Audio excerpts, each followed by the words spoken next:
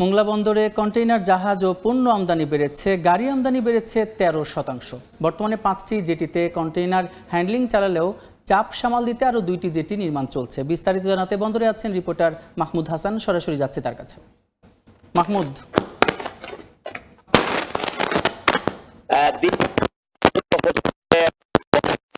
চঞ্চলতা আরো বৃদ্ধি পাচ্ছে এবং আমদানি রপ্তানিকারক ব্যবসায়ীরা মোংলা বন্দর প্রতি আগ্রহ বাড়ার সাথে সাথে কিন্তু জাহাজের সংখ্যাও বৃদ্ধি পেয়েছে। তো বন্দর কর্তৃপক্ষ আমাদের কাছে যে কথাটি জানিয়েছে যে এই মোংলা বন্দরে যে জাহাজগুলো আসছে তার চেয়ে কিন্তু জাহাজের সংখ্যা বৃদ্ধি পেয়েছে এবং আমদানি রপ্তানি সংখ্যাও কিন্তু বৃদ্ধি পেয়েছে, যার ফলে কন্টেইনার বাহী জাহাজও কিন্তু এখানে আসা শুরু করেছে।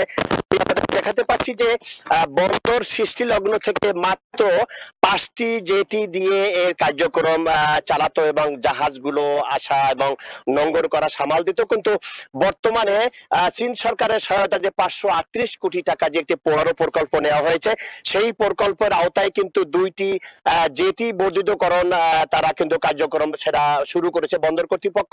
আমাদেরকে দেখাতে পাচ্ছি যে এই যে 2টা জেটি এখানে নূতন করে নির্মাণ করছে, এই 2টা জেটি দিয়েই কিন্তু শুধুমাত্র কন্টেইনার শিপ যে আসবে সেই কন্টেইনার জাহাজগুলো এখানে নোঙ্গর করবে এবং এর পাশাপাশি কিন্তু সেই বড় প্রকল্প দিয়েই কিন্তু কন্টেইনার ইয়ার্ড তৈরি করা হবে, তার পাশেই কন্টেইনার ইয়ার্ড থাকবে।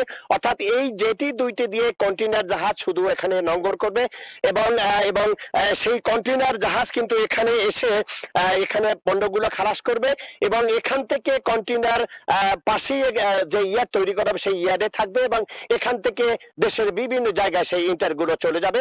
তবে এই যে মোংলা বন্দরের কর্মচঞ্চল বৃদ্ধি পেয়েছে, জাহাজ বৃদ্ধি পেয়েছে, আমদানি রপ্তানি সংখ্যাও বৃদ্ধি পেয়েছে এবং এই দিয়েই কিন্তু 2টি জেটি বর্ধিতকরণের কাজ তারা কার্যক্রম শুরু করেছে। তবে এই ছিল আমার কাছে মোংলা বন্দর থেকে যে 2টি জেটি বর্ধিতকরণের কার্যক্রম তার সর্বশেষ তথ্য। মোংলা বন্দর থেকে যুক্ত ছিলেন সহকর্মী মাহমুদ হাসান।